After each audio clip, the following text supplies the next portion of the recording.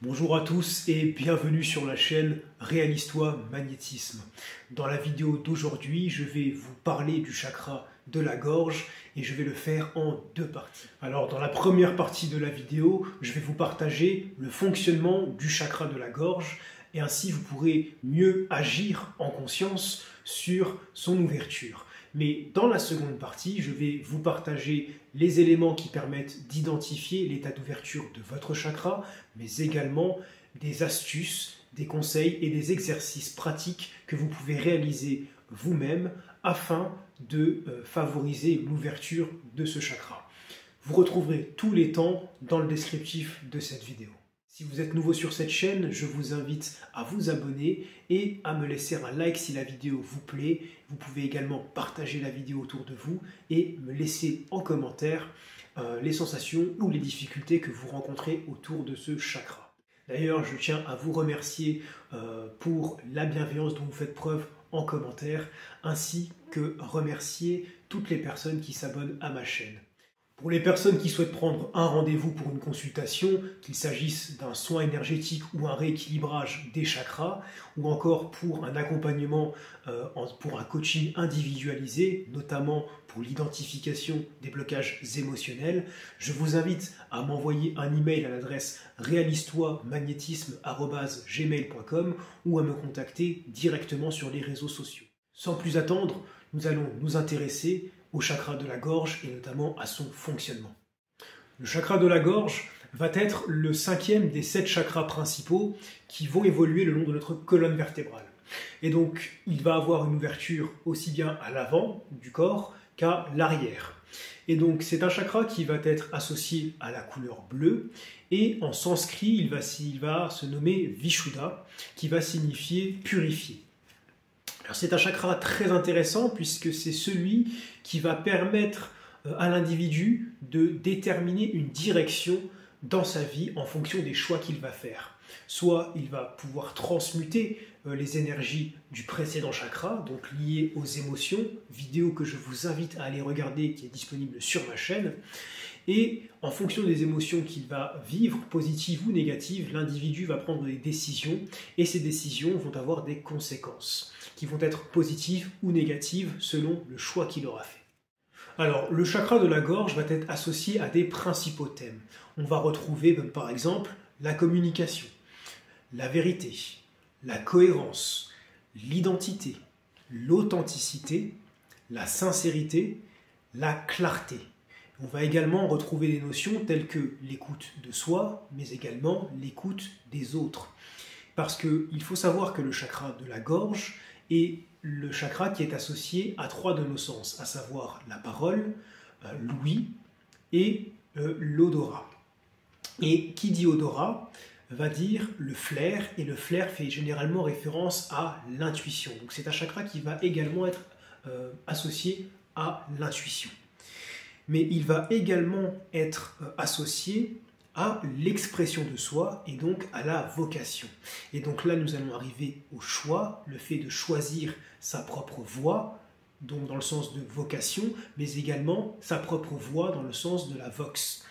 Et donc, il va s'agir ici d'être juste dans la voie que l'on choisit, mais également d'être juste dans le fait d'identifier ses besoins, mais également aussi dans le fait de respecter sa parole, parce que chaque parole que l'on va émettre va entraîner des conséquences et donc il va y avoir une forme de responsabilité. Et donc pour résumer les principaux thèmes qui vont gouverner ce chakra, on peut dire qu'ils vont désigner tout simplement un individu qui va oser vivre tel qu'il est vraiment, selon sa véritable personnalité, son essence, et qui va également vivre de façon alignée à ses principes et s'y tenir. Alors sur le plan maintenant des dysfonctionnements de ce chakra, sur le plan émotionnel et comportemental, on va s'intéresser à plusieurs éléments.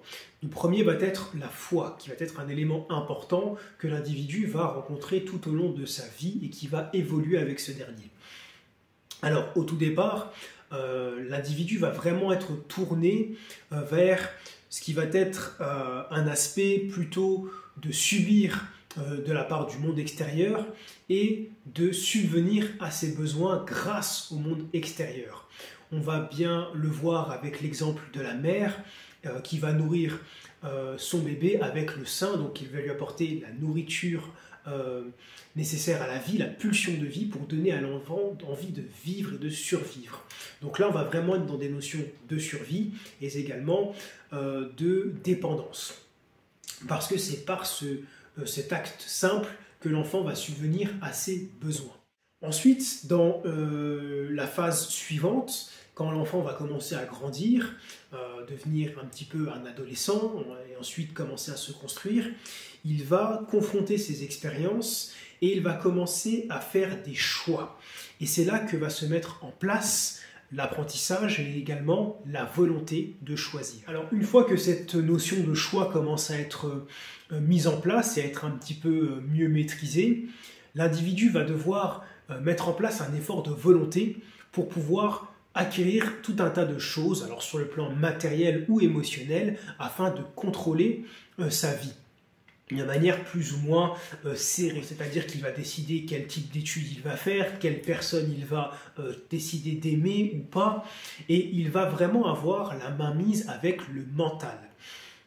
Et à ce stade-là, la notion de foi ne va pas être encore très développée indépendamment de la spiritualité ou de la foi en un Dieu que l'on peut avoir ou non. Or, concernant ce chakra-là, la foi va être une force déterminante. Et donc ici, on voit bien qu'il y a une différence fondamentale entre la foi et la confiance. Et je vais vous donner un exemple très simple.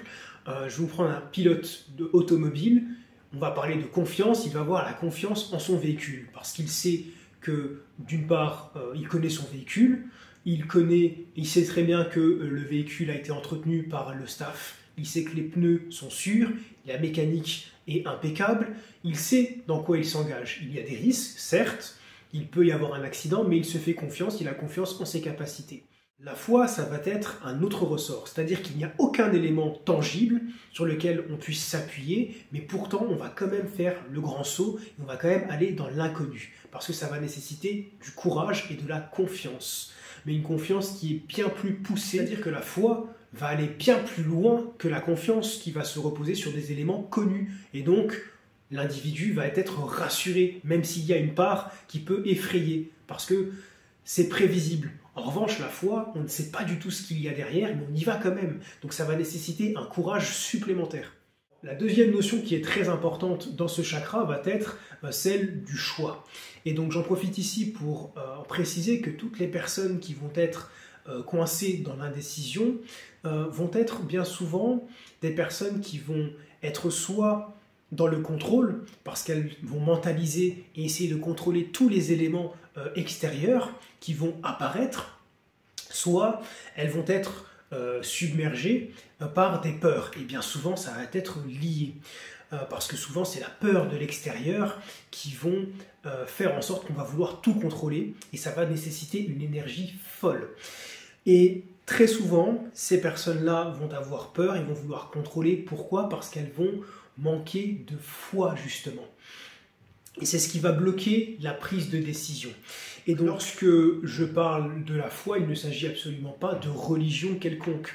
Ici, il s'agit vraiment de se sentir connecté à quelque chose de plus grand que soi et de voir que ce que l'on peut faire et réaliser dans sa vie va avoir un sens qui nous dépasse. Un conseil que je peux attribuer en rapport avec le choix également, la continuité va être de travailler donc sur le plexus solaire, notamment pour développer la confiance, pour travailler également l'amour de soi, l'amour propre. Et la notion de choix va être ici retrouvée par rapport au chakra de la gorge, dans le choix de se choisir soi ou les autres, le fameux je ou le nous. Et c'est pour ça que beaucoup de personnes qui ont des difficultés à se choisir, à se faire passer en avant, en lien avec la gorge, se retrouvent également avec des difficultés au niveau des genoux, parce que l'énergie ne circule pas de manière équilibrée. Soit elles se font trop passer en avant, donc elles sont dans l'égoïsme et l'égocentrisme, déséquilibre du chakra du plexus solaire, en lien avec le choix, soit elles font passer les autres en avant et elles s'oublient complètement, et là elles ne sont plus dans l'amour propre, mais dans le sacrifice permanent. Alors, concernant l'un des aspects autour de la notion de choix, eh bien, ce chakra va être important parce qu'il faut comprendre que le fonctionnement des maladies va résulter autour de la notion de choix. Pas n'importe lequel, celui de se choisir soi-même, de choisir l'individu, ou celui de choisir le groupe.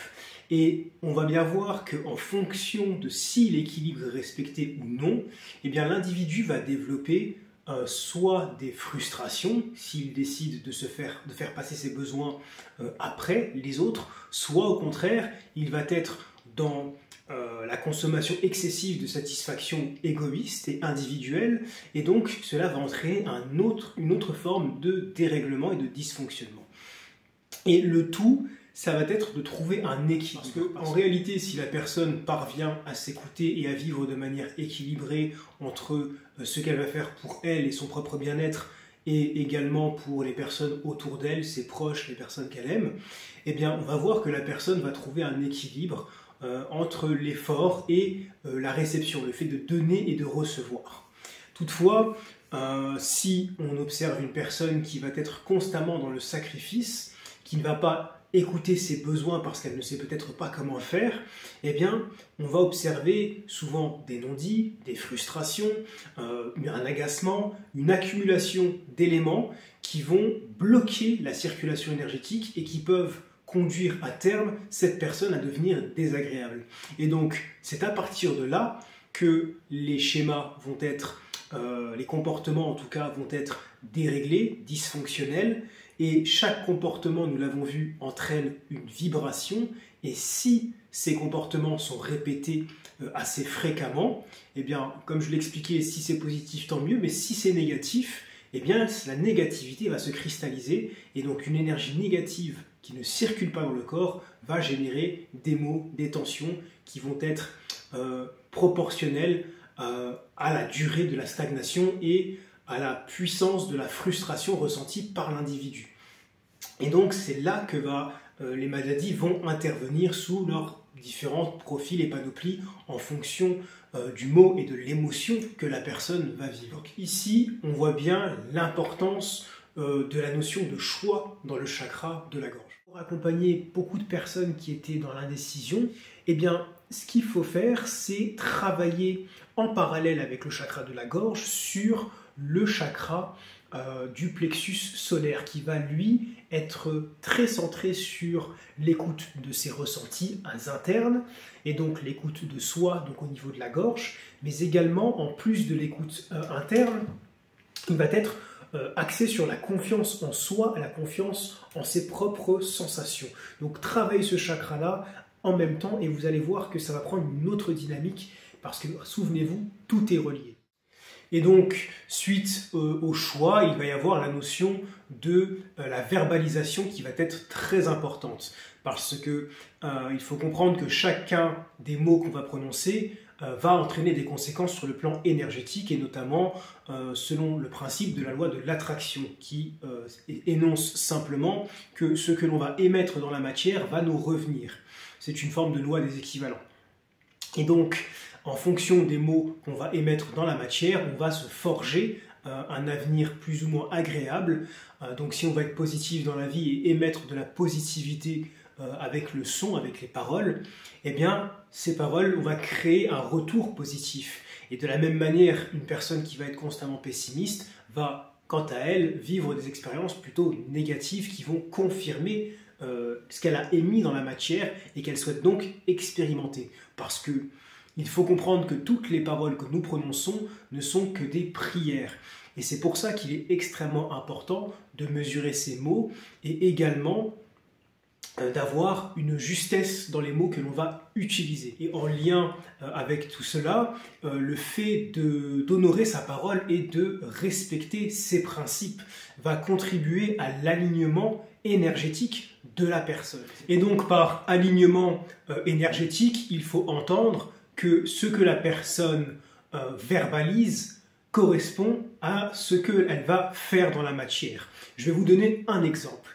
Par exemple, il y a des personnes qui vont sans cesse se démener pour les autres, elles vont faire des choses, elles ne vont pas être en mesure de mettre des limites et de dire voilà, là je suis fatigué, là je n'ai pas envie, parce qu'elles ne savent pas identifier leurs besoins.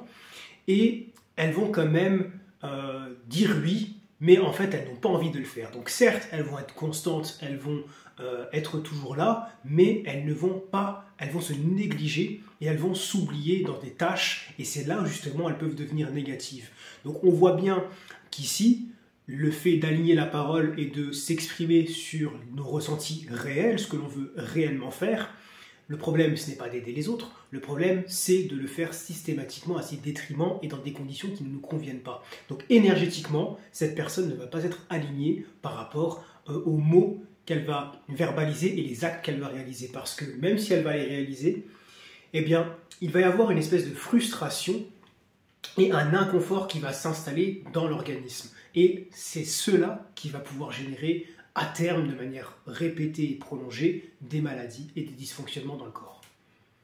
Et à l'inverse, si cette même personne, au lieu de toujours accepter les choses, même lorsqu'elle n'en a pas envie, elle décide d'apprendre un peu à s'écouter, à se faire passer de manière cohérente et équilibrée en premier, eh bien, si elle parvient à aligner ce qu'elle souhaite réellement réaliser dans la matière avec ce qu'elle ressent lorsqu'elle va accomplir cette action, eh bien, elle va s'équilibrer et sa parole va être juste parce que qu'elle dise oui ou qu'elle dise non, elle va le faire avec le cœur. Et donc là, on voit bien que l'énergie circule et donc ça libère tous les blocages dans le corps. Et là, si l'énergie circule, il n'y a pas de cristallisation et donc moins de maladies. Même si dans la matière, vous allez concrètement faire des choses positives, le fait de verbaliser l'inverse ne va pas être cohérent et donc vous allez attirer beaucoup moins rapidement à vous les choses que vous souhaitez concrètement expérimenter. Et l'inverse également va se produire.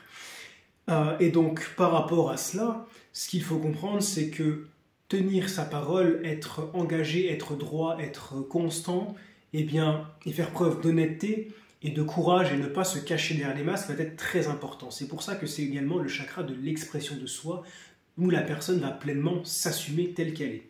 Étant donné que la parole est créatrice, nous allons nous-mêmes créer notre vie par rapport à ce que l'on va émettre. C'est pour ça qu'il est très important de ne pas critiquer et de ne pas juger les autres, parce que toutes les critiques que l'on va émettre, on va forger par la pensée déjà, mais ensuite par la matière concrète de la parole, on va émettre un son qui va nous revenir. Donc quand vous allez critiquer des personnes, cela va vous revenir dans la matière. Et donc, plus vous allez critiquer, plus vous allez vous forger des expériences compliquées à l'avenir. De la même manière, il est extrêmement important de parler positivement de soi et d'avoir une image positive, de s'encourager et de ne pas utiliser des mots, par exemple, qui vont nous dévaloriser. On a tous dit « ouais, je suis bête » ou « je suis con ». Ces petits mots-là contribuent petit à petit à grignoter l'estime que l'on va avoir de nous-mêmes. Et plus on va parler de soi positivement, plus on va créer une dynamique positive et donc une énergie positive. Et donc, en fonction de la loi de l'attraction, eh bien, on va attirer à nous des expériences positives parce que l'on va avoir confiance en soi et donc on va vibrer différemment. Ce qui vient d'être dit là permet de mieux comprendre pourquoi est-ce que l'on va prier avant de manger. Parce que lorsqu'on va prier, on va charger les aliments, la matière de spiritus, comme appellent les alchimistes, le spiritus qu'on va charger par la parole mais également par les intentions. Et donc, ces derniers vont venir apporter une plus-value et donc nous nourrir de nourriture spirituelle qui va être décuplée. C'est pour ça que la parole est extrêmement importante.